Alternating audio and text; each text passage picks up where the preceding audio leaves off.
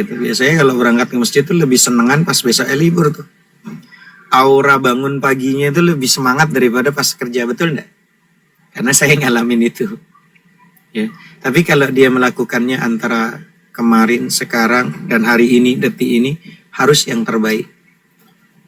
Hari ini lebih terbaik lagi, hari ini terbaik lagi, hari ini terbaik lagi. Ya dibanding yang kemarin, lebih semangat lagi, ibadahnya lebih semangat lagi. Itu harusnya seperti itu teman-teman. Karena kita tidak ada yang tahu teman-teman. Jangan-jangan ketika mau semangat tuh teman-teman, jangan-jangan hari ini, detik ini nih saya nggak lama lagi mau wafat. Maka beri kesan di akhir-akhir hayat kita itu adalah hal yang terbaik. Gitu. Ya. Jadi merasa bahwa hari ini yang terbaik. Begitu juga sholat. Jangan-jangan sholat ini sholat terakhirnya saya. Jadi pada saat ruku, sujud, nggak buru-buru untuk bangkit dari sujud. Nggak buru-buru bangkit dari ruku. Dia bikin tenang, nyaman. Jangan-jangan ini sholat terakhir saya. Buka komal, jangan-jangan ini adalah waktu terakhir saya. Jangan-jangan 1 jam berikutnya, tadi lo, tahu nggak yang Muhammad Hanafi itu lo? Itu Muhammad Hanafi. Innalillah, udah dipanggil. Itu pasti terjadi itu. Terjadi. Ya. Tahu nggak yang dibuka komal itu? Yang sering karaoke itu loh, yang ini. Meninggalnya lagi karaoke. Jadi teman-teman kalau pengen bisa untuk semangat dari hari ke hari, dari waktu ke waktu, maka merasalah teman-teman ketika Allah kasih anugerah lagi pas connect, pikiran hatinya itu lagi ingat, langsung berpikirnya, ini hari terakhir saya ketemu sama teman-teman. Maka kalau sholat, ini sholat terakhir saya. Maka ketika rukunya, sujudnya, dia tidak main-main. Karena dia merasa ini ruku terakhir saya kepada Allah. Sujud terakhir saya kepada Allah. Buka komal juga, ini buka komal terakhir saya sama sahabat-sahabat TikTok saya. Jadi tidak ada kalimat di pikiran, di hati, terlintas ada apapun yang terjadi itu tidak sembarangan sama orang. Kenapa? Karena dia merasa ini hari terakhir saya. Maka saya harus bikin hal yang terkesan untuk sahabat TikTok. Paham teman-teman? Maka saya selalu ingatkan ke sahabat-sahabat. Saya ulang-ulang kalimat ini mungkin seminggu. Sebagai dakwah saya yang terakhir. Mungkin sisa, mungkin umur saya sejam, 2 jam, 3 menit, 2 menit, 1 menit. Tidak apa-apa. Tujuan dulu tuh ada Instagram, ada Facebook, ada TikTok, ada WhatsApp, apalagi yang TikTok sekarang kan. Tujuannya kan kita ingin tambah saudara kan. Nambah sahabat, nambah teman, iya toh? Nah, itu yang harusnya dipikirin kan. Nambah kakak, nambah adik, nambah pengalaman, dan setidaknya menambah ilmu pengetahuan. Bayangkan ketika teman-teman merasa ketika buka komal, ini hari terakhir saya untuk sama teman-teman. Maka nggak ada kepikiran di hati itu untuk merasa menyakiti, ingin nyakitin orang. Kalaupun tuh ada kekeliruan, dia berusaha meluruskan. Seperti ada orang yang mau nyemplung ke sumur, dia pegang temannya jangan sampai nyemplung sumur. Ketika ada orang berdakwah tentang ilmu, dia nggak punya ilmu, dia berkomentar, kita selamatin dia. Bang, iya benar, tapi saya pandangannya begini. Tambahkan pengetahuannya. Gitu loh. Ya, itu harusnya seperti itu. Ya. Maka kalau teman-teman pengen asyik, saya selalu ulang-ulang, kenapa kok sekarang ketika buka komal diabaikan? Waalaikumsalam warahmatullahi yang udah hadir semua. Kok ketika kamu buka komal kok abaikan istrimu, kau abaikan anakmu, kau abaikan orang tuamu, kau abaikan suamimu. Kau kenapa lebih banyak di TikTok? Bukankah kau tadi niatnya ada teknologi TikTok kau unduh? Pertemananmu masih 1, 2, 3, 4, 1000, 2000, 3000, 4000. Bahkan lebih. Tujuanmu ingin bertambah saudara dan juga tambah kakak, tambah adik, tambah bibi, tambah paman, tambah orang tua. Dan juga tambah ilmu. Harus ya kau semakin baik kepada keluarga. Kan gitu. Tapi kok sekarang seakan-akan Pak Komal, ada yang sejam, ada yang 10 jam, ada yang 20 jam, ada yang 3 hari. Kalau perlu setahun dia buka komal. Istrinya terpengkalai. Anaknya terpengkalai. Buat apa buka komal kok kayak gitu? Hah? Ini yang harus diperhatikan. Saya pun demikian. Dulu saya menyadari. Dan ini nasihat untuk saya. Kalau manfaat untuk teman-teman coba, apa betul seperti kejadian Muhammad Hanafi yang dulu ya? Iya saya begitu Ustaz. Ya udah yuk upgrade yuk bersama-sama berjamaah untuk memperbaiki diri yuk. Gitu. Apa sih salahnya ketika ndak tahu tanya, ketika sudah ada kan orang yang nggak tahu, sok tahu, ini yang bahaya. Ndak tahu tapi sok tahu, itu bahaya. Banyak sekarang label-label yang dia ndak tahu ngajinya di mana, mondoknya di mana, berbicara agama, bahaya. Nggak ada teman-teman. Saya juga dulunya nggak terbersit mau buka TikTok gitu. Tapi teman santri saya dari UI Universitas Indonesia itu kan ngaji tafsir. Ustaz, coba dong buka Qomal. Itu bisa loh untuk dakwah untuk lebih luas lagi. Karena banyak di situ tuh bisa untuk lebih luas men-syiarkan agama Allah. Terus bisa lebih banyak teman, persahabatan, ya, pertemanan. Oh iya ya. Tapi kok kemari-mari kok kayaknya ketika saya ini kok saya tuh punya musuh satu aja kayaknya saya punya musuh meong aja saya nggak bisa gerak teman-teman. Musuh saya meong, nggak bisa saya kemana-mana. Iya, padahal meong musuh saya, tapi saya itu terpenjara.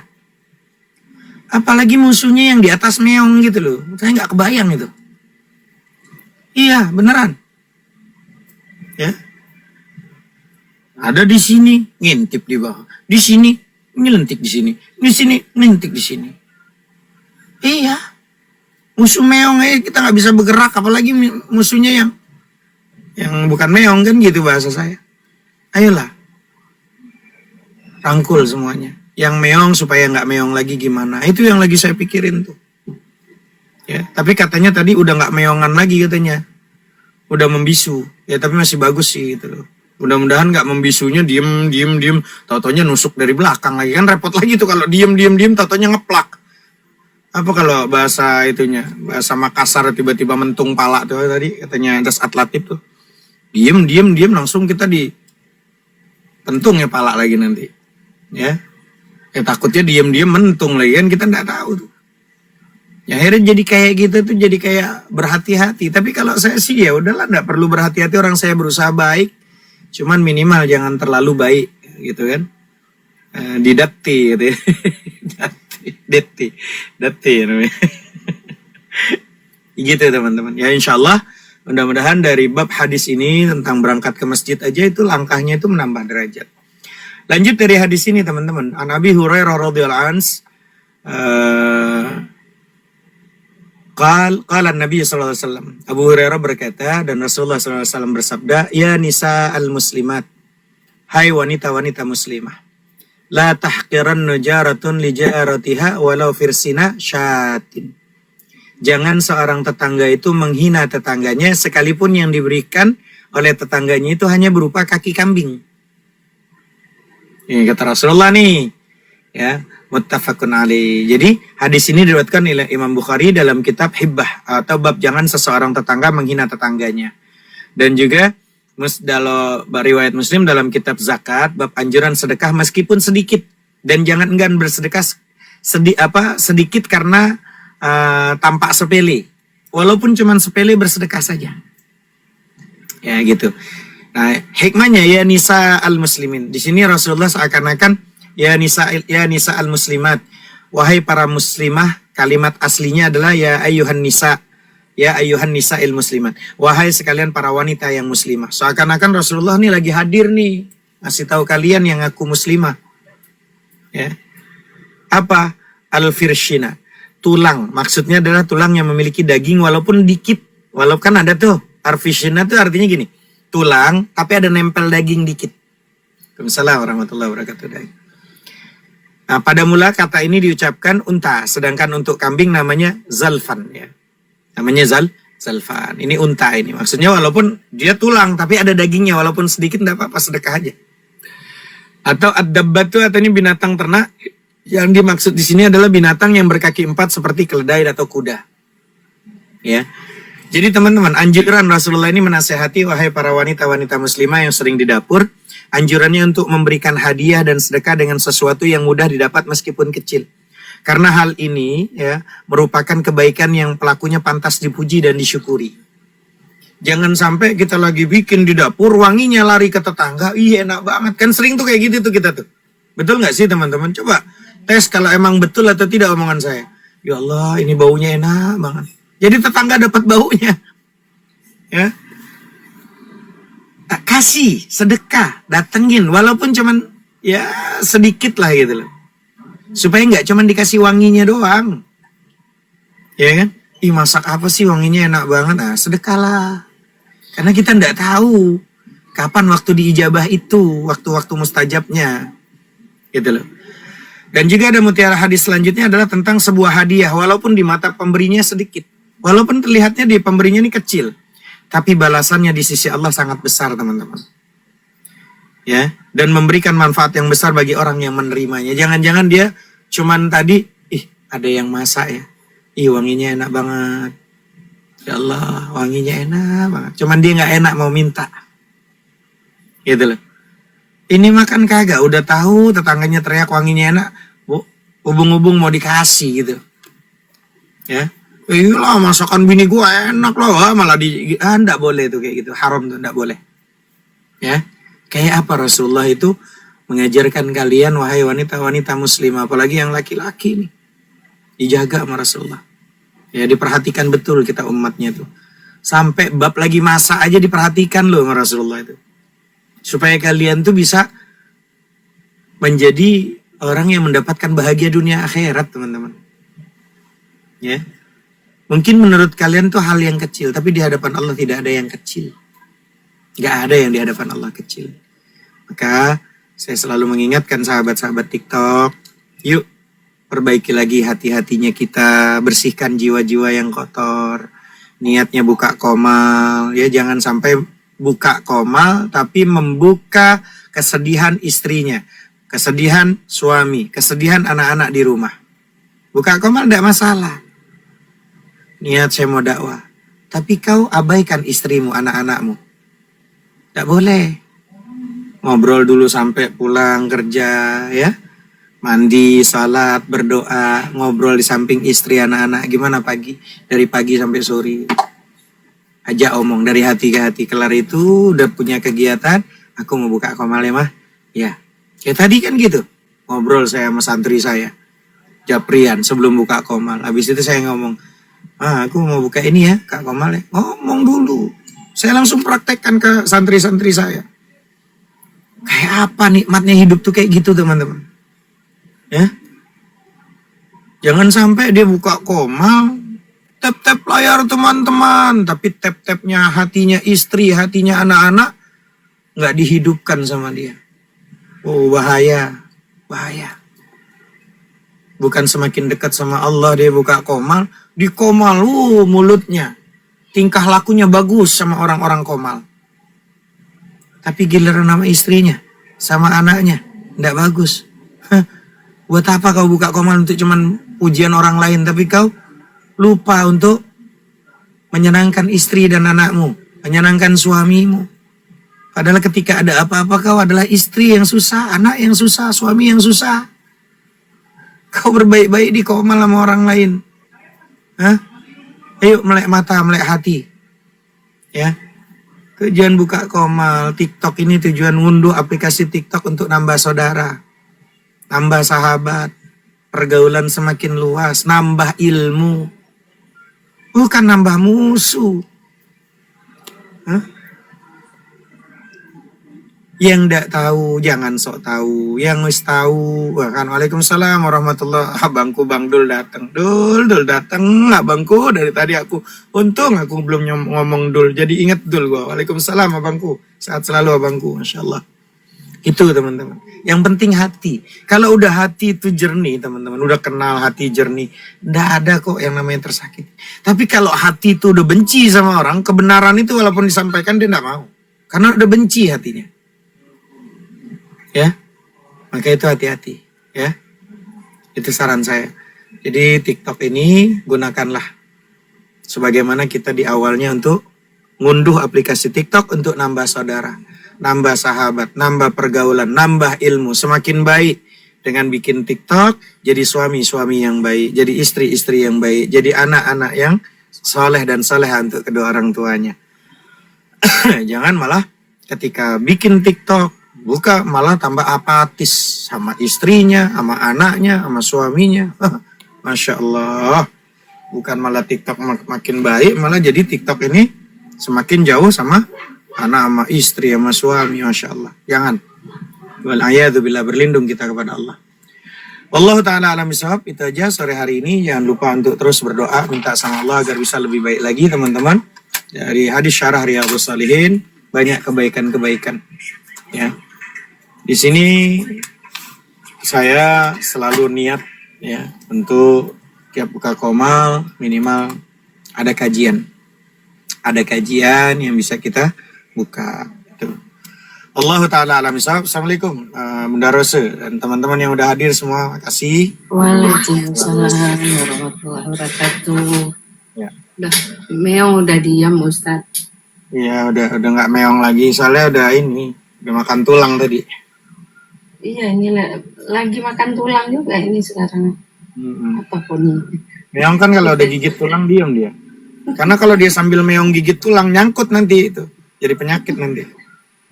Nggak nyangkut kan sampai lembut kan dikunyah. Dia lagi di kaki di bawah kursi muter-muter dengerin Ustadz ngomong. Kok ini dengar tausiahnya? Katanya.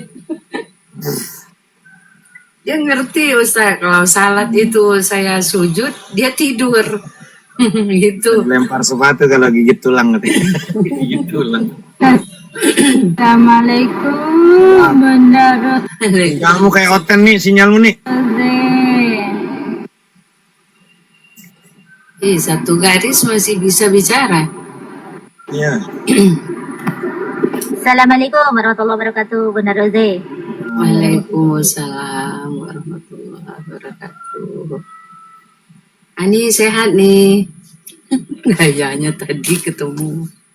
Iya. Udah habis makan tulang juga dia, udah nggak meong lagi. Masih meong juga dia. Betul.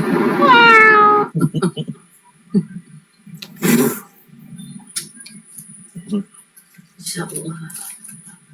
Monggo silakan teman-teman. Alhamdulillah sehat. Nyium dulu, alhamdulillah. Tawain lo menur lo. Sama tante lo diketawain nih. Parah lo. Ya Allah.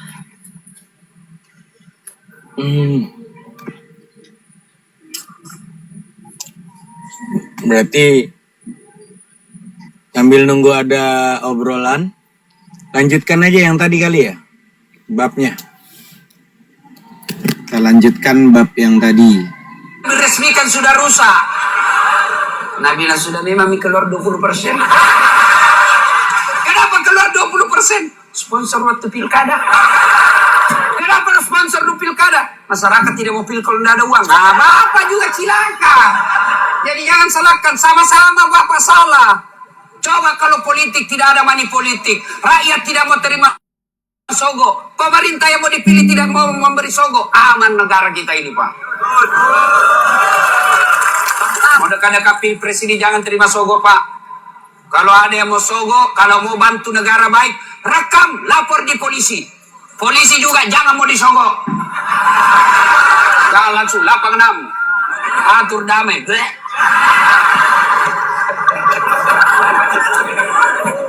Itu polisi India, bukan polisi Republik Indonesia. Itu polisi India kalau ada film Pak, terakhir baru datang. Mati semua penjahat baru datang. Apa lagi? Bapak saudara-saudara sekalian, nah kembali tadi ya, jangan simpan uangnya orang Pak. Bikin itu bermanfaat. Kalau Bapak simpan jadi saldo, kapan itu manfaat? Pada saat dijadikan pembangunan, dibelikan tegel, selama tegel dipakai orang yang menyumbang dapat pahala. Tapi kalau uang disimpan saldo, maka yang menyumbang tidak jalan amalnya Pak. Jangan Bapak simpan. Sudah bangun masjid itu sudah selesai, tidak ada perbaikan, maka cari masjid yang mau dibangun. Tinggal diumumkan, saudara-saudara sekalian jamaah, ini ada saldo 30 juta. Tinggal hanya mengendap tidak jalan uangnya Bapak. Maka kita bantu masjid tetangga desa. Tidak ada yang keberatan. Bahkan boleh bantu anak sekolah.